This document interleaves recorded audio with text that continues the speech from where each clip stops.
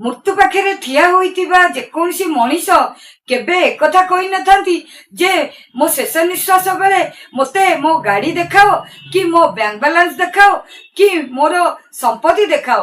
ସିଏ ସେତେବେଳେ ଏକଥା ଚାହିଁଥାନ୍ତି ଯେ ମୋ ନିଜ ଲୋକମାନେ ମୋ ପାଖରେ ରୁହନ୍ତୁ, ଆଉ ମୋ ନିଜ ଠାରୁ ଅଧିକା ଯାହାକୁ ଭଲ ପାଉଛି ତାକୁ ସ୍ପର୍ଶ କରି ମୋ ଶେଷ ନିଶ୍ୱାସ ଚାଲିଯାଉ।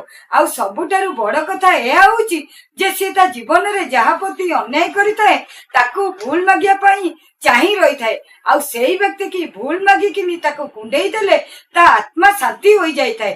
ତେଣୁକରି ମୋ ଭାଇ ଭଉଣୀ ମାନେ, ଆପଣ ମାନେ ବଡ ଗାଡି କି ବ୍ୟାଙ୍କ ବାଲାନ୍ସ କି ପ୍ରପର୍ଟି ପାଇଁ କି ଆପଣ ଧାଆନ୍ତୁ ନାହିଁ, ଯାହାକି ଆପଣ ନିଜେ ଜାଣିପାରୁନାହାନ୍ତି।